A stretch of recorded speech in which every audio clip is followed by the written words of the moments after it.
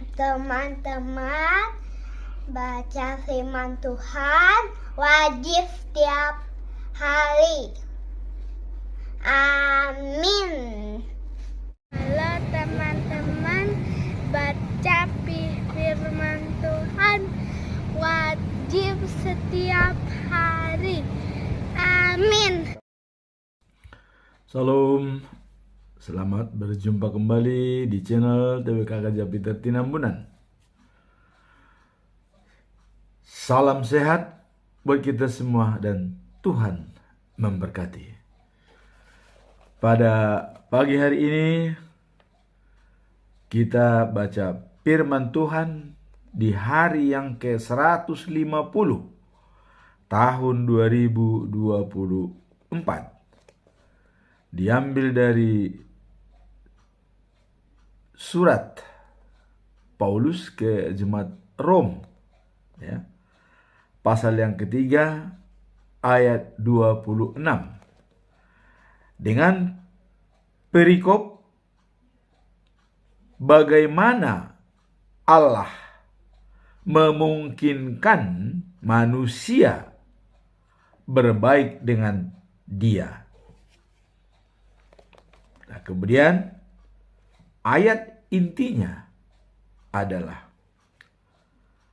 maksudnya ialah untuk menunjukkan keadilannya pada masa ini, supaya nyata bahwa Ia benar dan juga membenarkan orang yang percaya kepada Yesus.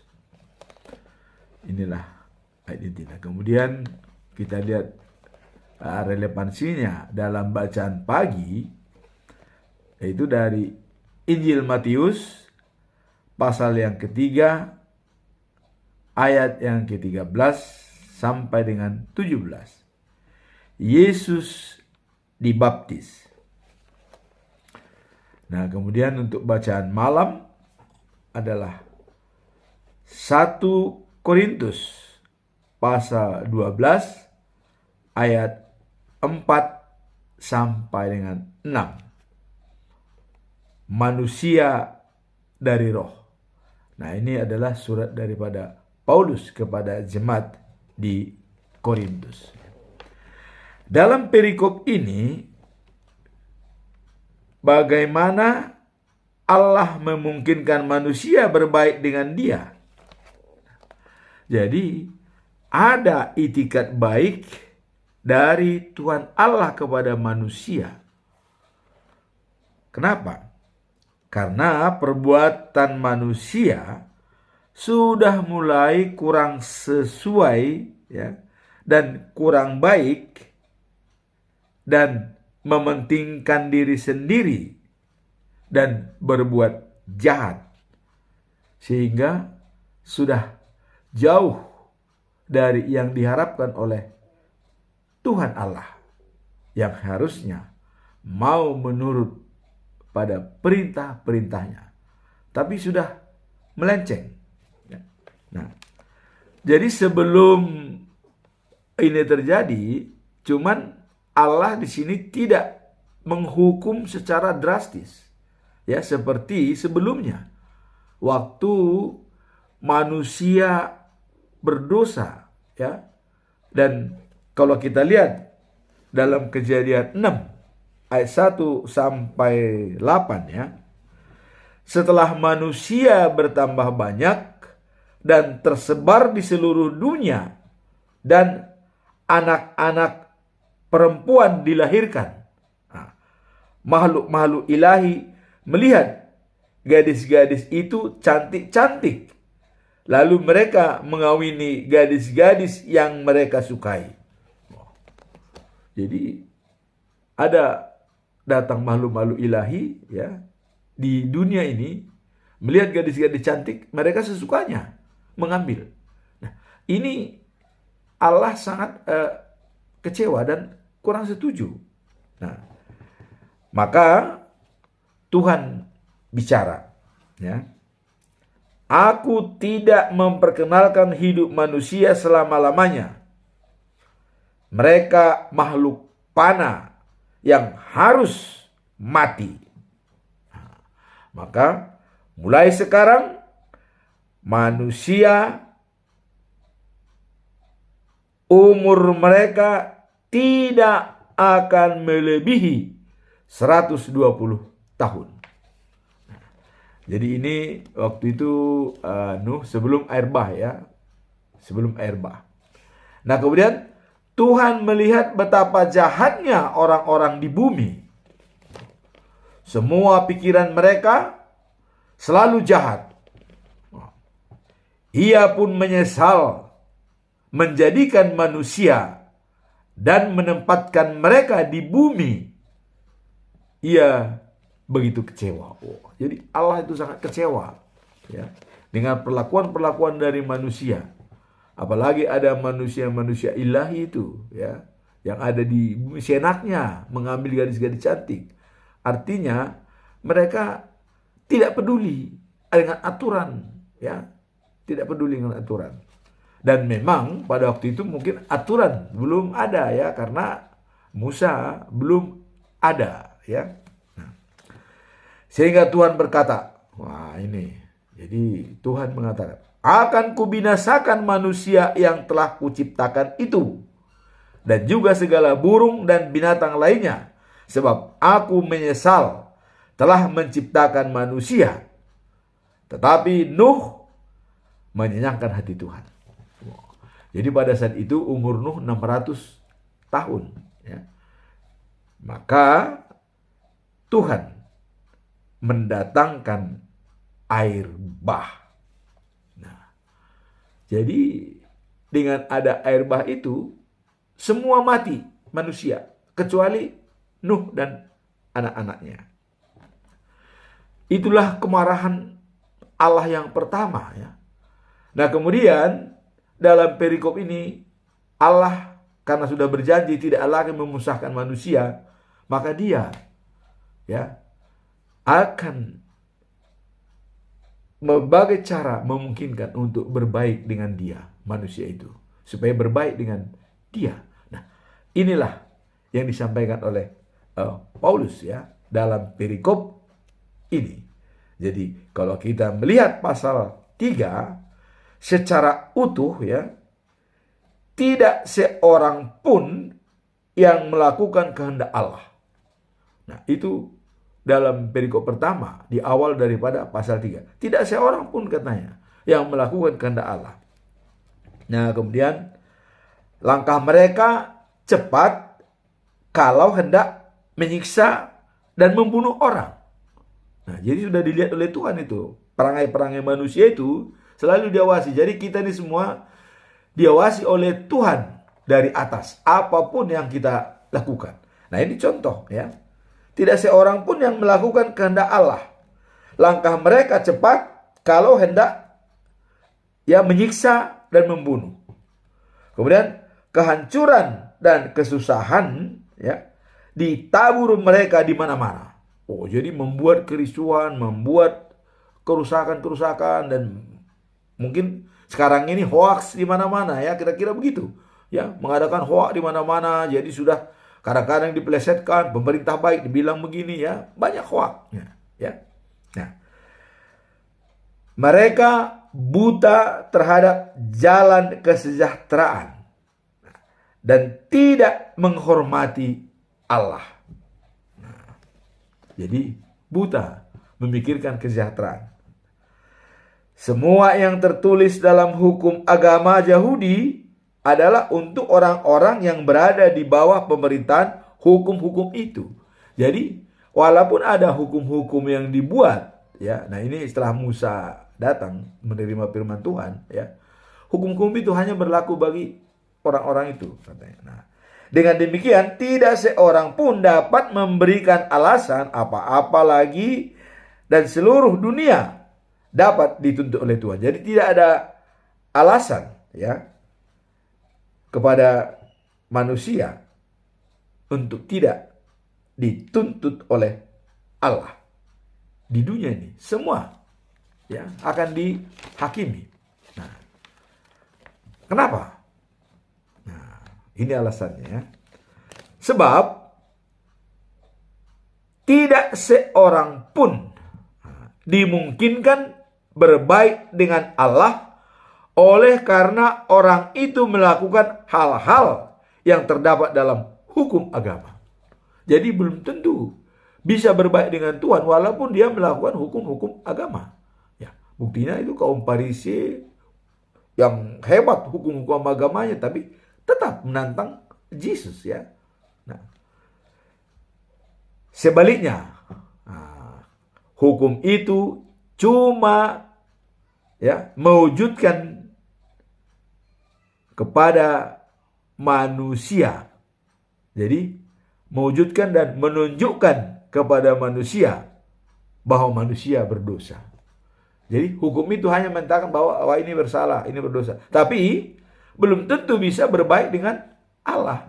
Nah, maka Allah mempunyai gagasan ya, bagaimana Allah memungkinkan manusia berbaik dengan Dia.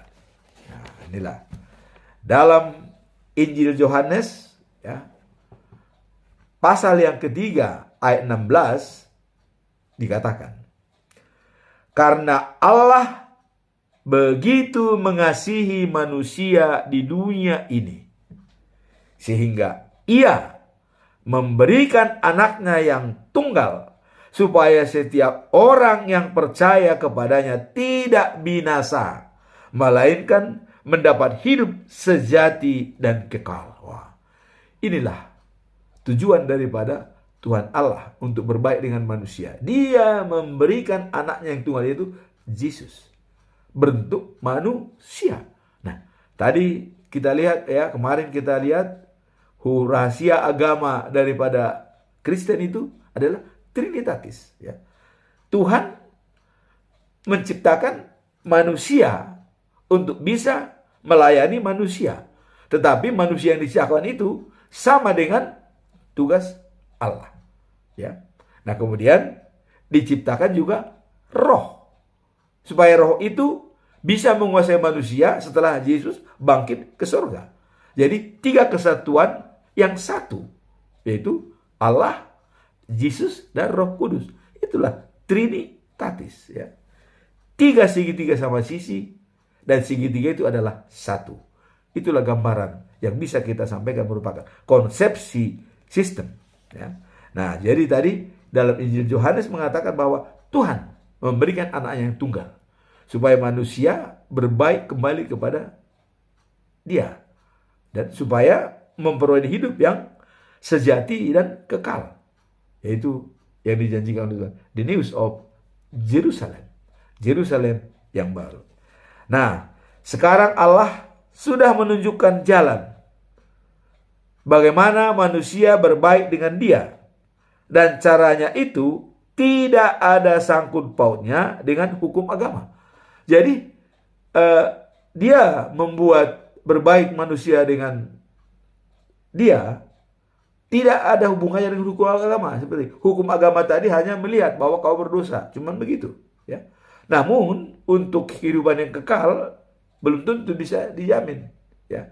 Nah, jadi dikatakan di sini adalah tidak ada hubungannya dengan hukum agama, dengan adanya rencana Tuhan itu dan sudah dilaksanakan, menyerahkan anaknya yang tunggal, Yesus Kristus, sebagai korban ya, supaya manusia bisa berbaik dengan Dia. Nah, jadi tidak ada sangkut pautnya dengan hukum agama Yahudi tentu ya. Jadi hukum agama Yahudi tidak ada hubungannya. Nah,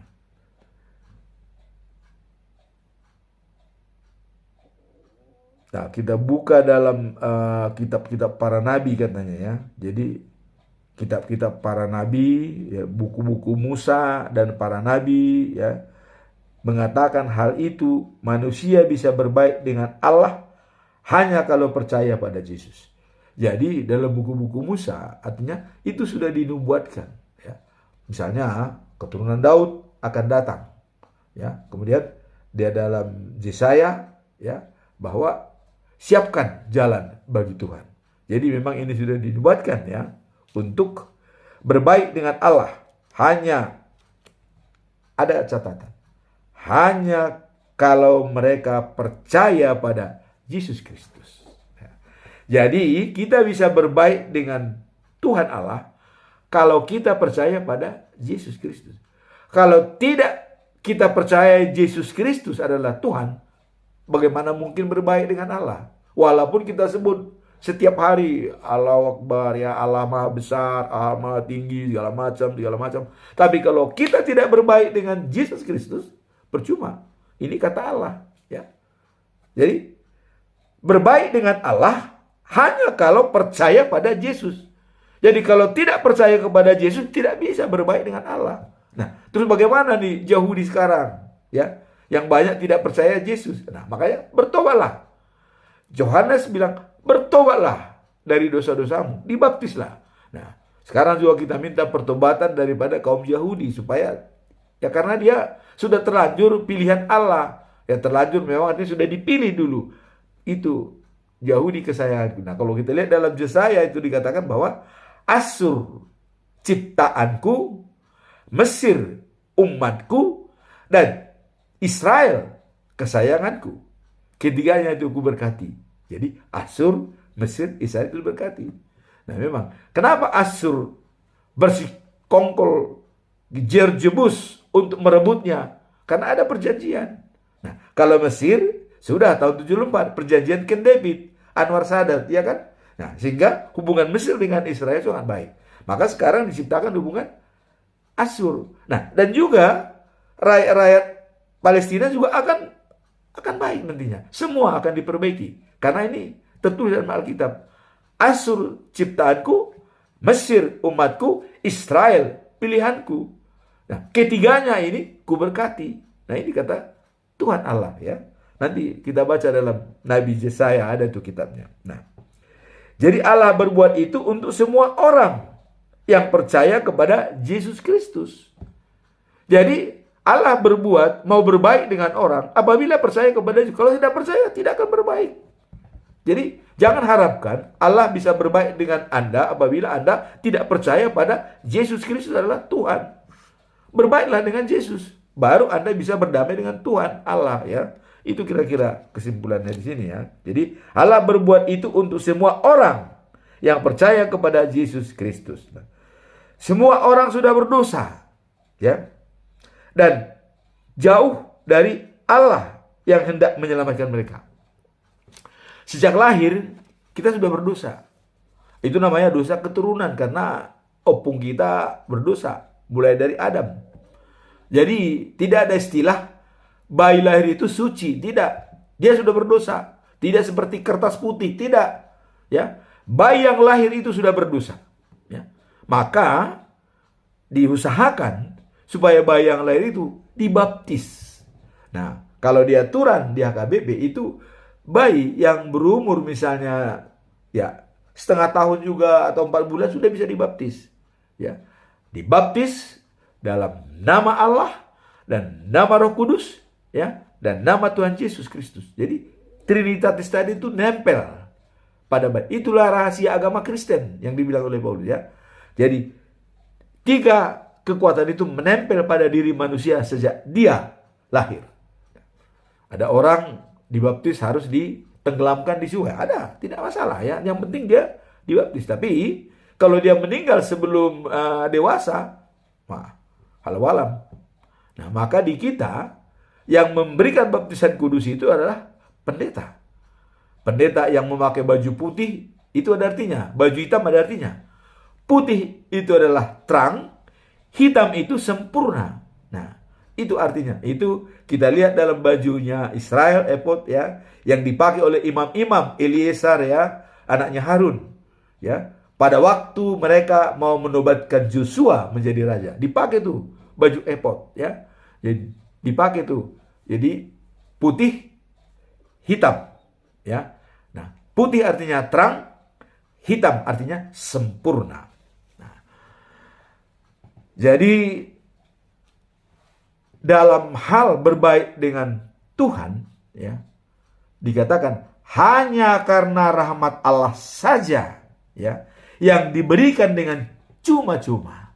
Jadi rahmat Allah yang diberikan secara cuma-cuma, itulah yang membuat kita bisa berbaik, ya, sehingga hubungan manusia dengan Allah menjadi baik. Itu hanya rahmat Allah. Nah, caranya bagaimana supaya berbaik dengan manusia? Lah itu makanya dia mengutus Yesus Kristus untuk membebaskan manusia dari dosa-dosanya. Nah, didatangkan Yesus. Karena tidak mungkin Allah sendiri yang turun. Nah, kalau Allah sendiri yang turun, manusia tidak ada selamat. Ya, kita tahu. Ya, waktu Musa menerima firman Tuhan di Gunung Sinai, apa kata Israel? Waktu api di seluruh gunung datang dan suara menggelegar dari kegelapan, oh, Israel, aduh Musa, kami takut, mati kami. Okelah Musa, terimalah apa dikatakan oleh Tuhan. Dan nanti sampaikan kepada kami akan turuti, katanya. Nah, maka waktu itu Allah senang. Nah, coba kalau seperti ini terus bangsa Israel, katanya, sejahteraan kepada mereka, selama-lamanya mereka akan sejahtera. Nah itu, hanya menuruti perintah Allah. Jadi simple, ya. Nah, jadi untuk berbaik dengan Allah itu hanya melalui Yesus. Bukan melalui siapa-siapa, ya. Hanya melalui Yesus Kristus berbaik. Dan Yesus sudah mengatakan dalam Yohanes 14 ayat 6. Apa? Dikatakan, ya. Akulah jalan dan hidup, ya. Tidak ada seorang pun yang sampai kepada Bapa tanpa melalui aku. Nah, jadi sudah jelas dikatakan itu oleh Yesus. Akulah hidup dan jalan, katanya. Nah, di sini dikuatkan kembali, ya. Jadi caranya Tuhan Allah diberikan cuma-cuma rahmat itu kepada manusia menjadi baik. Caranya mengutus Yesus Kristus untuk membebaskan manusia dari dosa-dosanya. Nah, jadi kalau ada yang belum percaya kepada Yesus, saya anjurkan, percayalah kepada dia. Tapi ingat, Tuhan merahasiakan kepada orang-orang yang berilmu dan yang pintar. Tapi kepada orang-orang yang biasa-biasa, yang jujur, dia berterus terang. Nah, jadi itu sudah dibuktikan oleh Yesus. Dia merekrut nelayan untuk pelayan-pelayan, pemungut cukai, bukan orang-orang yang berpangkat atau raja atau seperti Herodes atau yang lain-lain, bukan itu yang direkrut, tapi orang-orang yang biasa. Nah, itulah rahasia daripada Tuhan.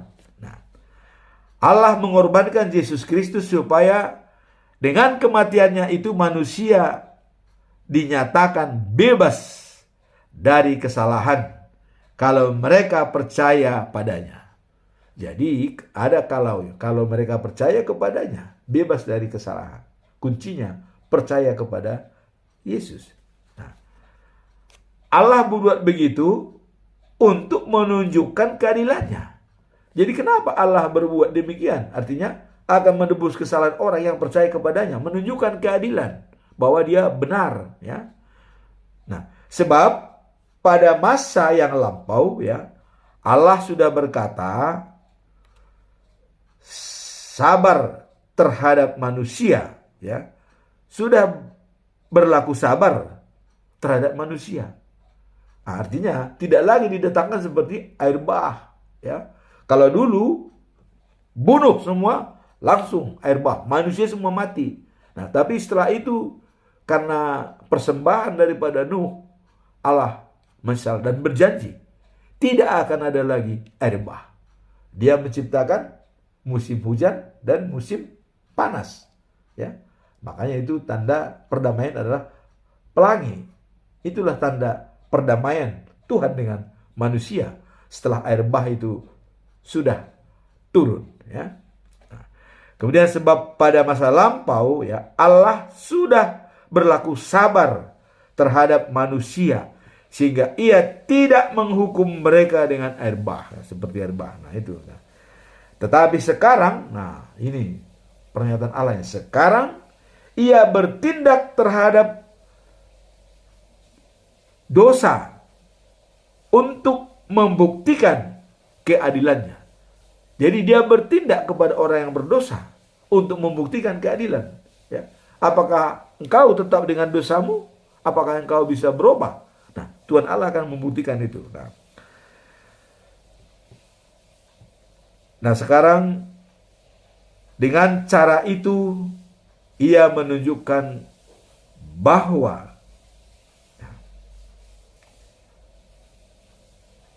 Allah itu benar. Dan setiap orang yang percaya kepada Yesus dinyatakannya sebagai orang yang sudah berbaik kepada Allah. Jadi setiap orang yang percaya kepada Yesus itu dianggap sudah berbaik dengan Allah. Berarti kita hanya berbaik dengan Yesus, itu sudah berbaik dengan Allah. Nah, kemarin dikatakan kalau kita sudah mengikut Allah, kita dianggap jadi keluarga Allah. Ya. Nah, kembali dengan Allah seperti ayat yang ini, ya, bahwa apa maksudnya berbaik dengan Allah? Nah, ialah untuk menunjukkan keadilannya pada masa ini supaya nyata. Jadi tujuan Allah berbaik dengan manusia untuk menunjukkan keadilannya pada masa sekarang supaya jelas, kelihatan, tidak abu-abu, ya, tidak sembunyi-sembunyi. Ya. Nah, kemudian bahwa ia benar. Jadi dia benar dan juga memberikan orang-orang dan juga membenarkan. Jadi dia benar dan juga membenarkan orang-orang yang percaya kepada Yesus. Itulah tujuan daripada Allah berbaik kepada manusia yang diciptakannya. Nah, kemudian bacaan pagi, ya, kita lihat dalam Injil Matius pasal yang ketiga ayat 13 sampai 17. Yesus dibaptis Yohanes Pembaptis. Nah, pada waktu itu Yesus pergi dari Galilea, ya, di sungai Yordan. Nah, waktu itu Yesus, ya, pergi dari Galilea ke sungai Yordan. Nah, di sana ia datang pada Yohanes dan minta untuk dibaptis. Nah, itu jadi Yesus minta dibaptis karena Yohanes Pembaptis adalah sudah membaptis banyak orang, ya, seperti sebelumnya. Dia membaptis banyak orang, ya, orang Farisi dan Saduki, ya. Nah, kemudian tetapi Yohanes mencoba menolak dia. Dia menolak, ya. Dan permintaannya seperti ini, ya. Sayalah yang seharusnya dibaptis oleh Bapa. Nah, itu kan. Sayalah seharusnya yang dibaptis oleh Bapa. Nah. Sedangkan malah Bapa yang datang kepada saya. Itu katanya. Nah, kenapa alasannya Yohanes seperti ini? Saya yang dibaptis, ya. Karena sebelumnya Yohanes sudah mengatakan kepada orang Yahudi dan Saduki, dia yang akan datang membaptis dengan roh dan api, ya. Karena saya membaptis dengan air. Maka Yohanes menolak. Yohanes menolak. Karena dia sudah mengatakan yang datang itu membaptis dengan roh, sedangkan saya dengan air. Nah, bagaimana mungkin saya membaptis Yesus dengan air? Kira-kira begitu, ya. Tapi Yesus mengatakan begini, ya. Biar saja untuk saat ini.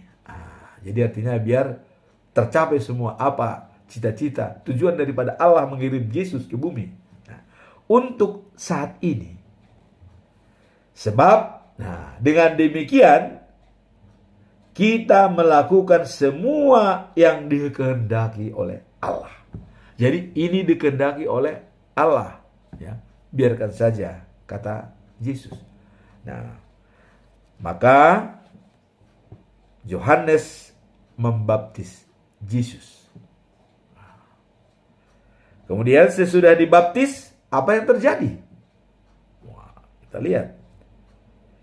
Yesus segera keluar dari air. di sungai itu. Dia keluar.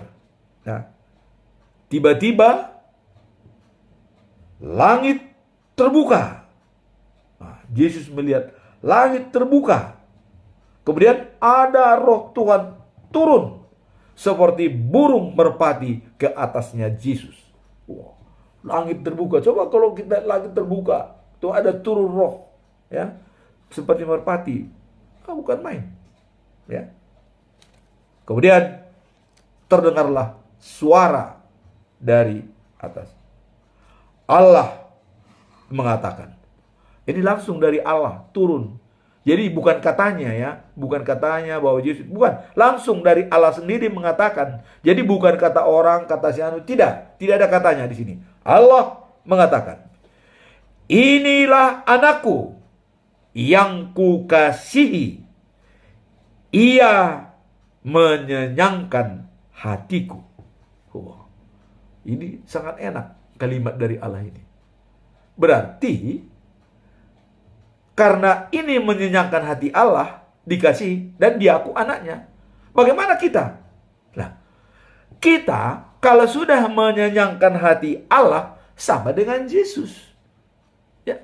Dan Allah mengatakan, kau adalah anakku yang kukasihi, yang menyenangkan hatiku. Kira-kira begitu. Jadi manusia semua yang ada di dunia ini bisa sama dengan Yesus apabila menyenangkan hati Allah. Nah, itu kira-kira kita lihat dalam perikop ini. Nah, makanya Tuhan Allah mengutus anaknya untuk berbaik dengan manusia. Kemudian bacaan malam, ya. Itu diambil dari 1 Korintus pasal yang ke-12 ayat 4 dengan 6. Manusia dari Roh Allah. Nah, jadi Rasul Paulus, ya, itu menyatakan, ya, kepada jemaat di Rom, ya,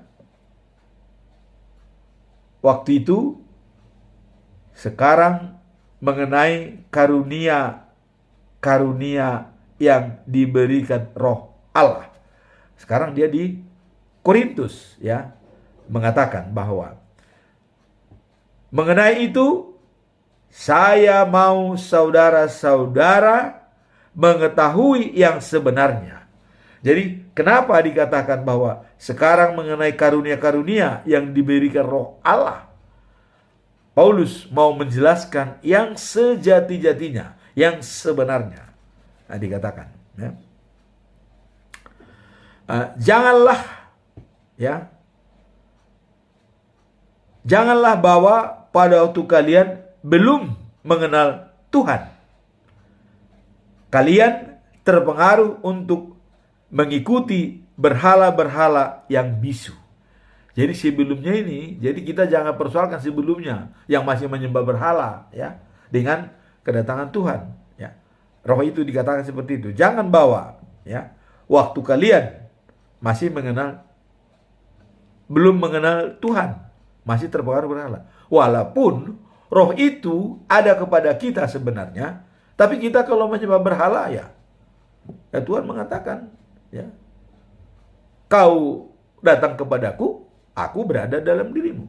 Tapi kau meninggalkan aku juga tinggalkan kamu, katanya. Jadi ada mayat-mayat yang berjalan, sebenarnya itu ada apabila Roh Allah sudah keluar dari kita, itu sama dengan mayat-mayat yang berjalan-jalan, ya, hidup, tapi Allah tidak berada di dalamnya. Kira-kira begitu, ya. Nah, terus kalian harus tahu. Nah, ini yang disampaikan oleh Paulus, bahwa orang-orang yang dipimpin Roh Allah tidak dapat berkata, terkutuklah Yesus. Tidak ada.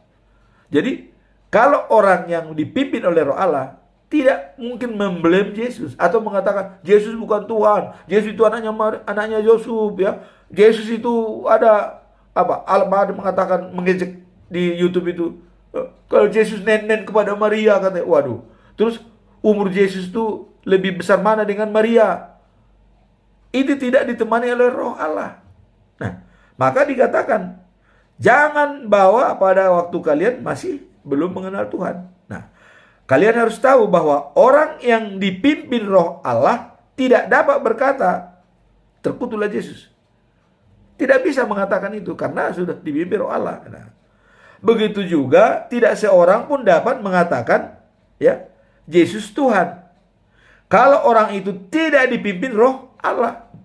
Jadi kepada perdebatan-perdebatan di YouTube ya, kalau ada masih menyangkal Yesus itu bukan Tuhan, dia bukan dipimpin Roh Allah. Itu dari daging manusia. Ilmunya, dia bilang ini di Hebrew, di ini, di mana. Silakan baca semua buku ya, silakan baca, bandingkan. Tapi kalau kamu tidak dipimpin oleh Roh Allah, sorry, tidak akan pernah kamu percaya. Kau katakan itu bukan Tuhan, itu manusia, itu nabi ya. Nah, itulah rahasia daripada agama Kristen, berbeda dengan agama lain. Rahasianya Tuhan mengirimkan Yesus sebagai manusia. Nah, ini untuk berbaik.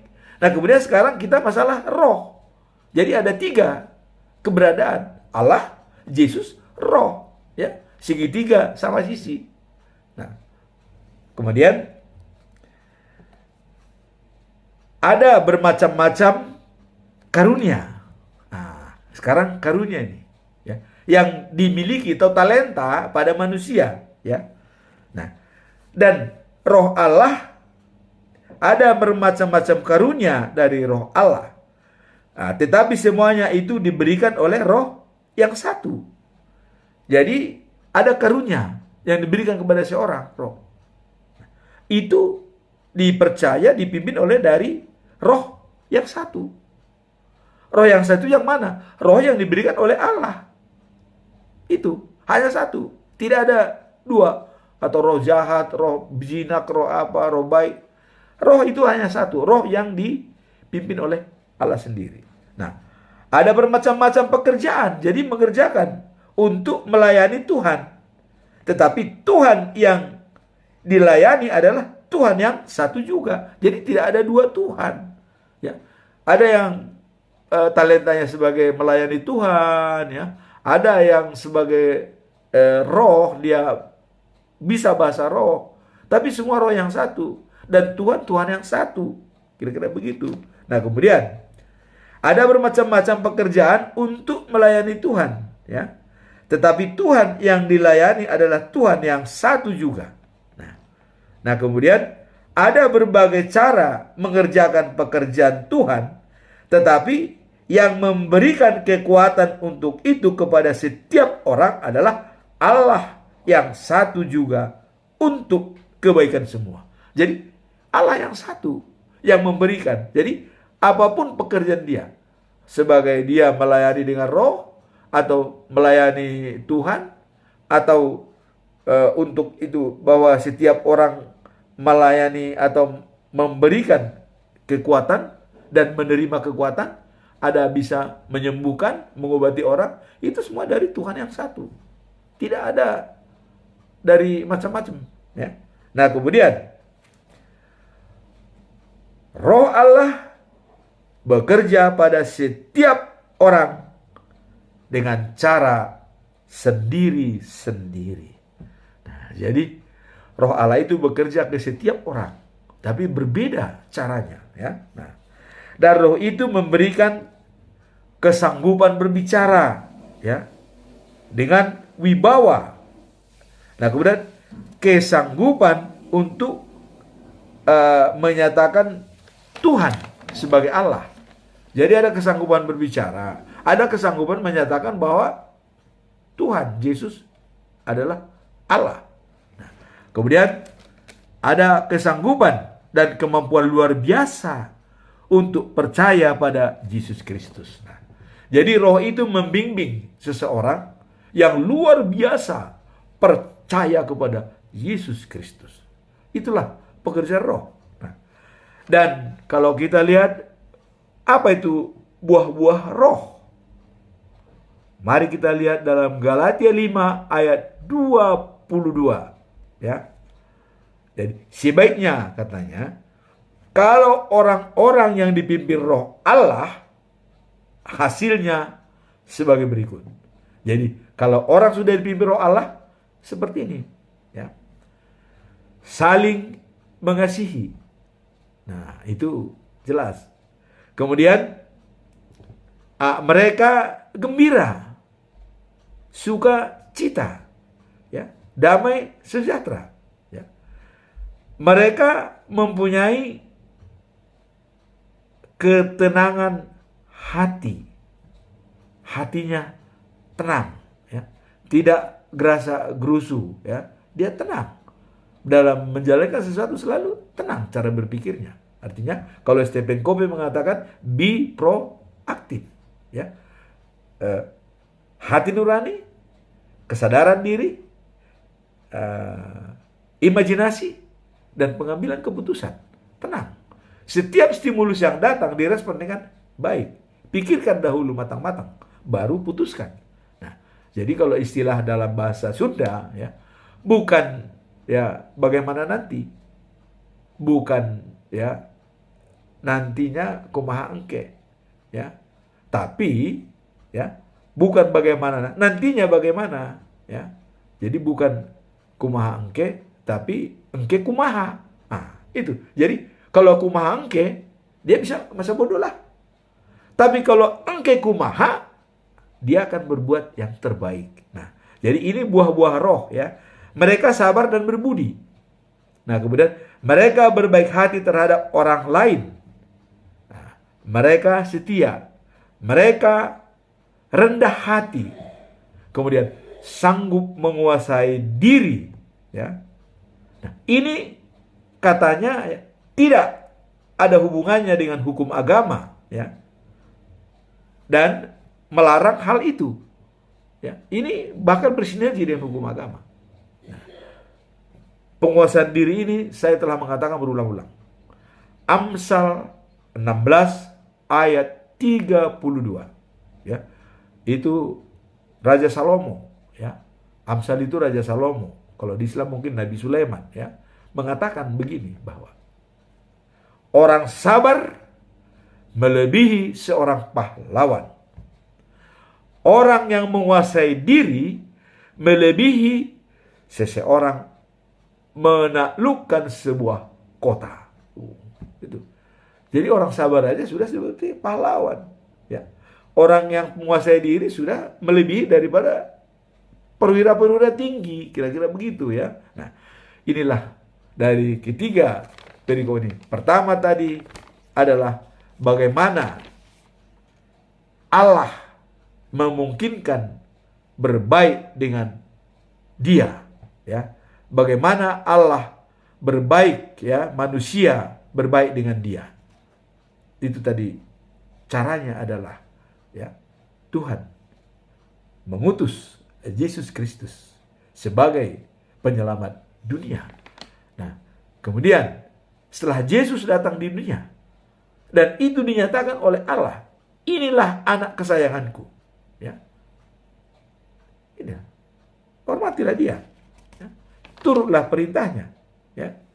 Inilah anakku yang kusayangi, ia menyenangkan hatiku, kata Tuhan.